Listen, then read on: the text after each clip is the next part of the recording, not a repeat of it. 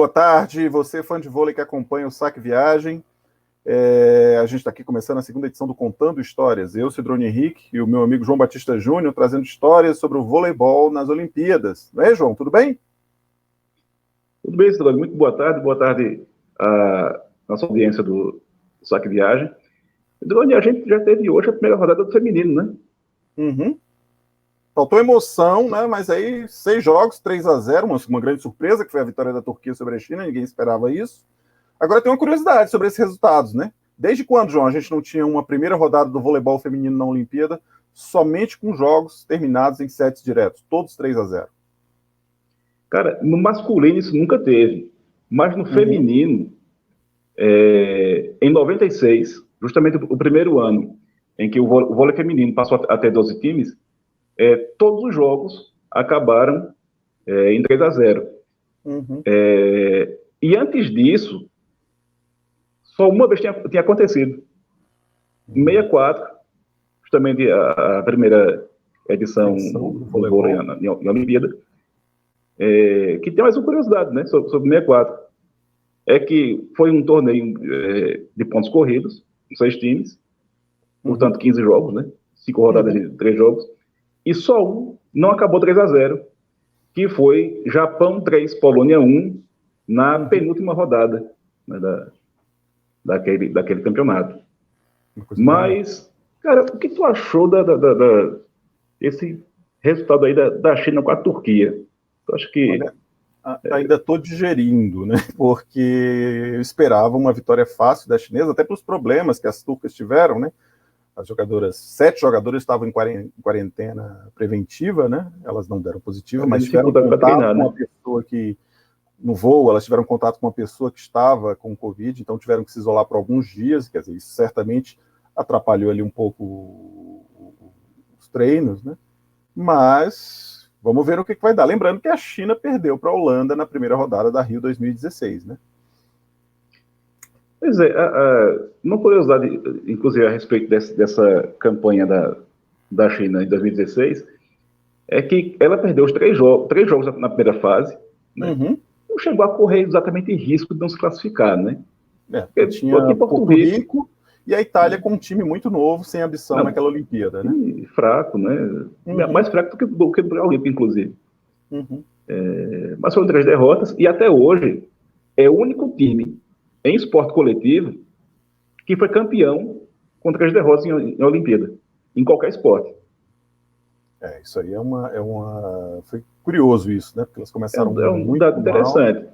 Nós já vimos outras equipes com 2 derrotas, né? O caso, por exemplo, eu estou até verificando aqui, no masculino, em 2000, em Sydney, a antiga Iugoslávia, né, que foi campeã olímpica, né? Ela começou vacilando também, né?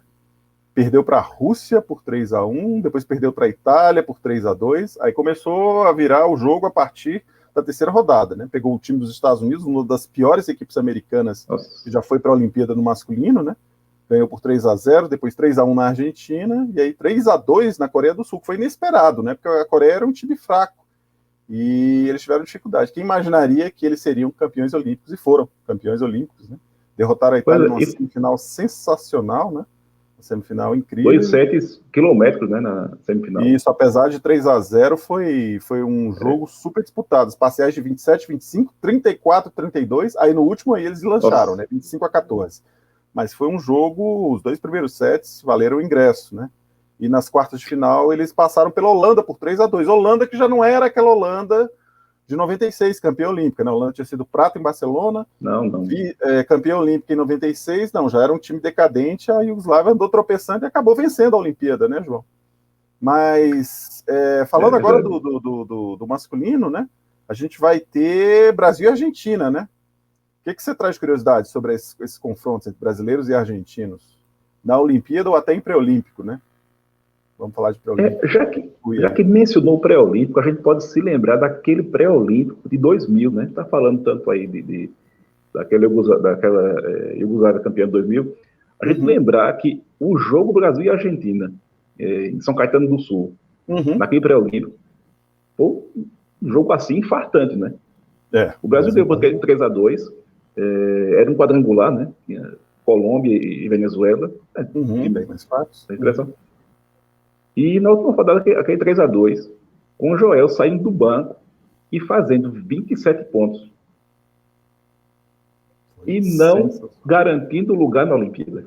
Ele garantiu o Brasil na Olimpíada e ele não se garantiu na Olimpíada. Pois é. Coisa que... Ele até já falou com o Saque Viagem sobre isso, né? Quem procurar na Volleyplay, volleyplay.com, vai encontrar o depoimento do Joel. É uma coisa, né? Todo mundo esperava que ele fosse convocado, mas ele acabou não. E a Argentina depois garantiu a vaga no Pré-Olímpico Mundial. Né? O Brasil nunca teve que recorrer a isso para ir para a Olimpíada. Agora, em Olimpíada, é curioso. O Brasil ele tem nos confrontos com os argentinos, a nossa vantagem é muito larga, né? Uma diferença absurda. Eles venceram em jogos oficiais. Se a gente contar só o time A, porque ele já venceu o Brasil em Pan-Americano, o Brasil jogando com o time B, mas se você pegar somente o time A, eles não têm nem 10 vitórias sobre o Brasil. E o Brasil tem aí uma vantagem absurda sobre os argentinos. Aí a referência vai mudar de acordo com a contagem de jogos, aí tudo, mas se pegar amistosos e tudo mais, o Brasil tem pelo menos umas 80 vitórias sobre os argentinos. Mas o curioso é que em Olimpíada, o Brasil já perdeu para eles 3 vezes, né, João? Perdeu uma vez quando valia medalha, né? Aquele 88. jogo do bronze em Seul. Um jogo extremamente longo, né?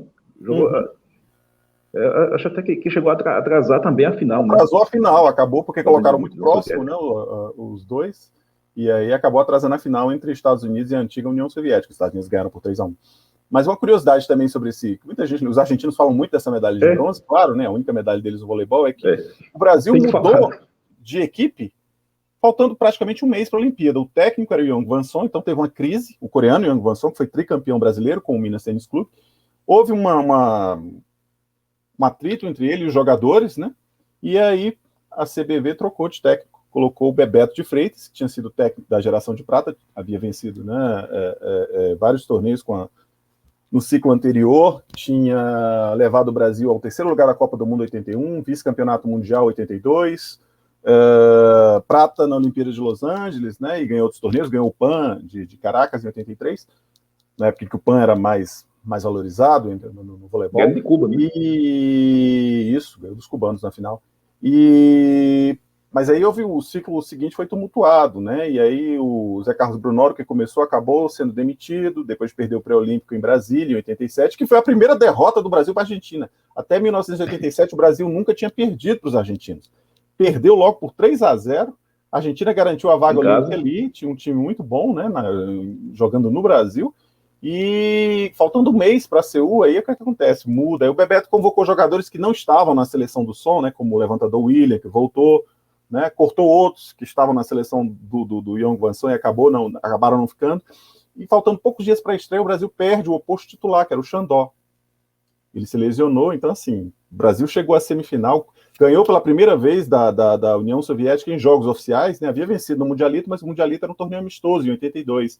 E em 80 foi interessante aquele 4º lugar, né? Assim, se o Brasil tivesse mais entrosado, né, tivesse treinado mais, porque a equipe foi formada de última hora, eu diria que teria ganhado da Argentina, mas isso é só um si, né? Não muda nada. Em 96 o Brasil estreou e perdeu, né? O time a base era praticamente a mesma que tinha campeão em Barcelona.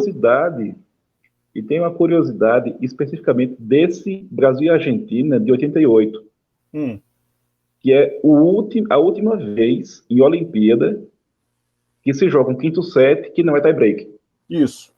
O tie-break acabou ali naquele ano. No ano seguinte, acaba naquele ano. A regra muda e aí é introduzido o tie-break. Mas em 96, quer dizer, o Brasil, embora fosse o campeão olímpico em 92, estivesse defendendo o título, ele chegou, né, o time do Zé Roberto, o Zé já falou sobre isso, né? O Zé ainda era muito novo, tinha sido campeão olímpico com o quê? 38, não é isso? Exatamente. Ele é de 54. Eu acho que ele não tem 40 anos ainda. Ele tinha 38. Em 96 aos 42, assim, a equipe ele tinha perdido ali a mão. Mas foi uma surpresa, porque o Brasil era superior à Argentina, depois ganharia no torneio Consolação, né, na disputa de 5º e 8º lugar, mas na estreia perdeu para os argentinos, né? E outra derrota, essa foi inesperada, foi em Sydney 2000, né? O time do Radamés Latari perdeu por 3-1 para a Argentina nas quartas de final. E embora o Brasil, se chegasse à semifinal, né, ia enfrentar ali Rússia, Iugoslávia, Itália, e a semifinal ia ser contra os russos, provavelmente acabaria em quarto lugar. Naquela época o Brasil perdia daquelas equipes. Mas havia até vencido a Rússia na Liga Mundial, mas assim, era uma outra coisa, Olimpíada, os russos chegaram com outro ritmo, e o fato é que perdeu para a Argentina, né, por 3-1, foi uma surpresa. Aí mudou o técnico, veio o Bernardinho, começou a geração Bernardinho, e o Bernardinho jamais perdeu para a Argentina, né? Isso. Inclusive, nós enfrentamos a Argentina nas duas últimas quartas de final. Londres 2012, Rio 2016, vitórias do Brasil, né? E hoje eu diria que o Brasil é franco favorito. Claro que é um time que o Brasil tem que ter cuidado, tem que ter atenção, mas assim, a gente falou dessas derrotas, mas foram derrotas no século passado, né? Verdade, século passado. Começa em 2001, quer dizer, estamos falando de derrotas há muito tempo, é só para lembrar, né, essas curiosidades que a gente está trazendo aqui. Mas eu aposto numa vitória brasileira. E você, João? Até pelo que a seleção jogada esse ano. É muito difícil a gente imaginar que a Argentina ofereça um risco real, né, ao Brasil. A gente vê até a Argentina classificando, né, ou melhor, lutando por uma classificação, né? Sim, lutando, eu vejo... Lutando, é verdade. Para mim, ela é a quinta equipe desse grupo, né? Supera a Tunísia, claro, a Tunísia é mais fraca, mas tem chance, né? Vamos ver o que eles vão fazer diante de... Tem chance. Um pouco contra a Rússia, mas vamos falar de história. A gente está falando do presente, vamos voltar. João, tem uma curiosidade, já que a gente está falando aqui de argentinos, vamos fazer um rápido parêntese aqui no voleibol, contar uma historinha rápida sobre um argentino, né? A gente comentou no primeiro programa que a gente ia trazer curiosidades gerais da Olimpíada, se houvesse algo interessante. Um argentino que estava cotado para subir no pódio e não teve nem chance de disputar a prova. Conta essa história aí, João. Quando foi isso e como foi? Cara, é o nadador Luiz Alberto Nicolau, o único argentino que chegou a ser recordista mundial na natação. Olha só. Ele tinha disputado a Olimpíada de 60 com 16 anos, eu acho que ficou na 13ª posição, coisa assim, disputou 64 também, não foi bem, mas em 68 ele tinha muita chance, era bem cotado ao pódio, ele passou um mês e pouco se aclimatando para a Olimpíada nos Estados Unidos, então assim, chegou com muita cancha, chegou com muito... E aí, chegou no dia de nadar a semifinal dos 100 metros borboleta, que era a especialidade dele, e ele deu um azar tremendo, né? Ele pega o ônibus na Vila Olímpica, e quando está indo para a piscina, o ônibus fica parado no trânsito, coisa de 3 a 4 horas. Porque... O trânsito horrível da Cidade do México, já era terrível o trânsito naquela época, na década de 60, né? Olimpíada de 1968. Aí você imagine o trânsito ruim da Cidade do México, ainda parado por causa da maratona olímpica. Nossa. E assim, quando a gente fala maratona, a gente pode pensar na prova ali que dura 2 horas e 10, 2 horas e 15, 2 horas e 20. Só que as ruas ficaram fechadas enquanto todos os corredores estavam em disputa. Claro. Então passou o 10º, o 20º, o 30º, todo mundo, e o trânsito, tudo parado. E como é que terminou a história do nosso querido Luiz Alberto, né? Coitado, rapaz. Quando ele chega no Centro A4, as provas já tinham sido disputadas, ele pede para disputar uma prova sozinho. Diz que até que os americanos concordaram com isso, os americanos gostavam dele. Mas a Federação Internacional não deixou que ele disputasse sozinho, porque assim, como era classificatório para a final, contaria o tempo. Ele podia disputar sozinho, sem problema. Mediria o tempo. Mas não teve essa permissão e voltou para casa sem medalha. Depois disso, ele abandonou a natação como atleta e depois de um tempo ele virou treinador. Mas a medalha que ele podia ganhar ali naquele ano, coitado, o argentino não ganhou. Olha só, o problema do trânsito, né? O trânsito da Cidade do México é realmente terrível. Eu já vi engarrafamento domingo de manhã lá, 7 da manhã, para você ter uma ideia. Obviamente, em 1968 a frota era muito menor, mas eles não resolveram esse problema. Todas as cidades que cediam a Olimpíada né? Elas reestruturam o trânsito. Isso foi uma coisa que os mexicanos não fizeram. O time da União Soviética, que foi campeão de voleibol masculino, ele chegou atrasado, 2 horas atrasado para o último jogo. Nossa. O torneio de vôlei masculino tinha 10 equipes, todos se enfrentavam, né? Não tinha essa questão de chave, e na última rodada eles iam jogar contra a antiga Tchecoslováquia. E chegaram 2 horas atrasados, e a Tchecoslováquia poderia, né, reclamar, dizer, ganhar por WO. Se a Tchecoslováquia tivesse vencido aquele jogo, ela terminou com bronze, ela acabaria com ouro. Mas os soviéticos botaram pressão e conseguiram fazer com que o jogo fosse realizado. Olha que coisa, uma Olimpíada, né? Imagina, todo mundo no ginásio, o público, e o jogo atrasado por causa do WO. Mas vamos voltar para o presente, João. Tem Japão e Canadá. O que tem de curioso sobre japoneses e canadenses? O que tem curioso sobre o Japão? Né? O Japão que foi uma potência nos anos 60 e 70 e que depois decaiu, né? Aí teve muita dificuldade, ficou de fora de várias Olimpíadas. O que você conta de curioso? O que você comenta é o seguinte, é que quando o jogo passou a ser mais físico do que técnico, ou menos técnico, tal, o Japão decaiu no ranking internacional, tal. Uhum. De modo que desde 1992, o Japão não passa para uma quarta de final. Naquele ano, inclusive, o Japão passou para as quartas de final, pegou o Brasil e saiu. Uhum. Né? E é bom lembrar também que naquele ano, o jogo da classificação do Japão foi contra o Canadá, que é o mesmo adversário de amanhã. Uhum. O Japão tinha que ganhar a partida de qualquer maneira.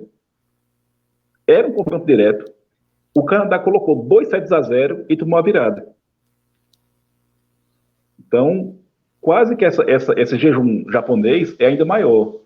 Uhum. E outra curiosidade desse mesmo time do Japão, em 92, é que só foi possível chegar à última rodada com chance, porque na primeira rodada tem aquele célebre caso do cartão amarelo, né, Uhum. de Samuelson. O Japão está ganhando dos Estados Unidos, por 2-1, acho que o jogo está 14-13 ou 15-14 já no quarto set, Japão à frente. Samuelson já tinha levado um cartão amarelo e leva um segundo cartão amarelo. Era vermelho. E na época, assim como hoje, ponto. O Japão ia acabar com o jogo. Só que o árbitro não percebeu isso. Ele deu um segundo cartão amarelo para Samuelson. O jogo prosseguiu. Os americanos venceram aquele set, ganharam o tie-break. Aí o Japão entrou com protesto. O jogo terminou nos Estados Unidos 3-2. Aí os japoneses foram reclamar, né? Claro, com razão. Os japoneses reclamaram e de 2-3, o jogo virou um 3-1 pro Japão. Então, assim, o Japão tenta se classificar para a segunda fase. A última vez faz tempo, numa Olimpíada, e nessa classificação teve todo esse drama de virar um 0-2 do Canadá. Uhum. E de ganhar, eu vou chamar assim, porque é um tapetão dos Estados Unidos. Né? Isso. Tiveram que reverter no tribunal. Um caso único na história olímpica, né? Do voleibol olímpico. Único. Nunca tivemos isso. E uma curiosidade. Não era injusto. Uhum. Não era. Eles tinham direito de fato. Não é injusto. O juiz errou, mas, né? Provaram, mas foi curioso. Você sai de quadra derrotado e depois... E graças a isso eles avançaram e foi a última vez, né? E dessa vez, assim, a ambição deles não deve ser muito grande. É um time que vai brigar ali para avançar para as quartas de final, né? O Canadá conseguiu um pontinho importante contra a Itália, vamos ver. Deve ser um jogo interessante, vamos ver quem leva essa, né? No último confronto e ainda tem... só para encerrar, na Copa do Mundo 2019, o Japão ganhou por 3-2. Mas diga lá, João. Ainda tem apertado, né? Você vai falar isso. Ainda tem um fator São Irã. Dois times, né, que se equivalem. Fala aí do Bob Samuelson, o protesto dos americanos naquela mesma Olimpíada de Barcelona, eles revoltados com a mudança do resultado no tapetão. O Bob Samuelson, né, ele tem alopecia, não é isso? Alopecia, né? Não tem e aí cabelo. ele completamente careca e todo o time raspou a cabeça em solidariedade. Então os americanos ficaram todos carecas naqueles jogos, a partir depois daquele jogo contra o Japão. Curioso mesmo isso. E também tem outro time, Sidrônio, que também já tem essa cisma de não conseguir passar de fase, que é a França, né? Uhum. O que é que você acha? Você acha que a França dessa vez engrena ou... Olha, eles começaram muito mal. É curioso, eu acho assim, precipitado a gente falar de fazer uma projeção a partir de uma primeira rodada, né? Ah, perdeu, tá fora. Você lembra que na Rio 2016 todo mundo achava que os Estados Unidos eram carta fora do baralho, né? Eles perderam os 2 primeiros jogos.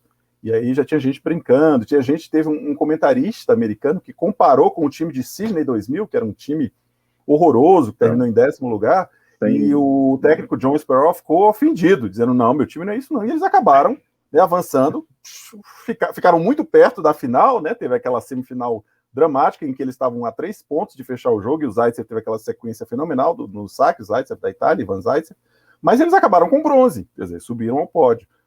Não sei se a França vai conseguir isso, porque assim, a França lembrou muito a França de 2016.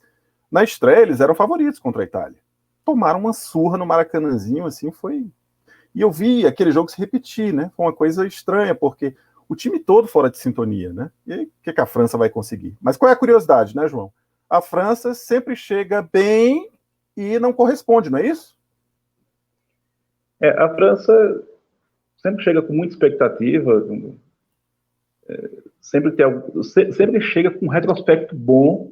Isso. E nem sempre é favorita, mas chega bem, né? Isso. Tá ali, né? Chega com moral. Exatamente. E decepciona. Mas nunca foi a uma quarta de final, né? Pois é. Nunca passou da primeira fase. Tem até uma campanha boa, ou melhor dizendo, a melhor campanha deles em 88, que a França ficou em terceiro na chave. Isso, mas naquela época não tinha quarta de final, né? Era outro formato. Isso. Deve esse azar que, quando terminar em terceiro, pulava direto para a semifinal. Né? Vamos jogar o... De quinto a oitavo lugar, para explicar para o pessoal que não está acostumado com esse formato antigo, porque esse formato mudou no masculino a partir de Barcelona 92. Até então você tinha assim, em 88 eram 12 equipes, 2 chaves de 6, os 2 primeiros iam para as semifinais, terceiro e quarto disputavam do quinto ao oitavo lugar, quinto e sexto disputavam do 9º ao 12º. E a França foi disputar do quinto ao oitavo. Em 92, a geração já estava envelhecida, né? Aquela geração que surgiu em meados dos anos 80, foi bronze no Europeu 85, prata no Europeu 87, disputou o Mundial 86 em casa, fez um jogo dramático contra o Brasil, acabou não indo às semifinais, um dos jogos mais memoráveis da seleção brasileira, né? Teve um set, terminou 20-18 na época da vantagem, durou mais de 1 hora, né? Foi o terceiro set, o Brasil ganhou esse jogo por 3-1. E era a geração do técnico Laurent Tilly, né? Ele era jogador, do Philippe Blanc, que é assistente técnico do Japão, que é técnico de fato, né? Ele que orienta ali o time, e outros craques como Eric Bouvier, Alain Fabiani, e assim, mais adiante, em 2004, eles voltam às Olimpíadas, eles tinham ido à Olimpíada de 88, 92, aí ficaram de fora em 96, 2000, voltam em 2004, com um retrospecto muito bom, né? Eles tinham sido prata no Europeu 2003, bronze no Mundial 2002, na Copa do Mundo 2003 ficaram em 4º lugar, e antes da Olimpíada, olha só, João, eles fizeram 3 amistosos com a seleção brasileira, a seleção do Bernardinho, e dos 3 ganharam 2, então assim, você já imaginou como foi a repercussão, né? O torcedor mais afoito, naquela época as redes sociais, o que você tinha? Você tinha o finado Orkut, né? As pessoas já achavam que a França era o time a ser batido e que o Brasil, que tinha vencido o Mundial, vencido a Copa do Mundo, né, campeão da Liga, já achava, não, o Brasil vai... Não, o Brasil foi campeão olímpico, como todo mundo lembra, né? Aquilo era só amistoso. E a França, que estava na chave mais fraca, só lembrando, os semifinalistas daquela Olimpíada de 2004 foram Brasil, Itália, Rússia e Estados Unidos. Todos vieram na mesma chave. A França, mesmo estando na outra chave, não conseguiu nem ir às quartas de final. Ou seja, mais uma vez, a geração do Antigá, né, era um time dirigido pelo Philippe Blanc e acabou nem indo às quartas de final. Né? Aí veio no Rio de novo, favorito, e estava cotado, tinha vencido o Europeu 2015, a Liga Mundial 2015, cheio de moral, também nem avançou, né? Então vamos ver o que eles conseguem dessa vez, né? Vamos aguardar o que a França pode fazer. A gente está falando da Argentina, de repente até seja esse o time que a Argentina possa bater, sim, para passar de fase. Porque a gente esperava que os Estados Unidos, com tantos problemas, se apresentassem mal, mas eles apresentaram assim. Em relação à VNL, a qualidade do vôlei deles foi surpreendente.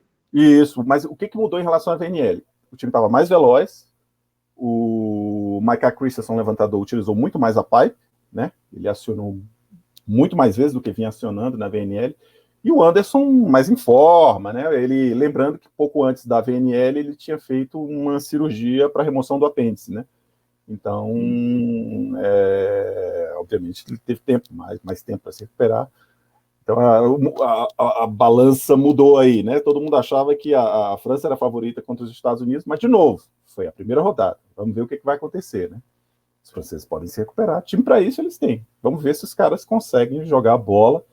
E a gente promete para o pessoal mais curiosidades amanhã, né, João? Amanhã é o nosso terceiro programa. Isso, volta. A gente traz mais histórias para vocês. Querem mandar sugestões? Podem mandar sugestões nos canais do Saque Viagem, na conta do Instagram, no Facebook, ou aqui mesmo no YouTube, né? Deixa aí sua sugestão, tá, gente? A gente volta então amanhã. Um abraço a todos vocês, um abraço, João, até mais. Até mais, um abraço e uma boa tarde.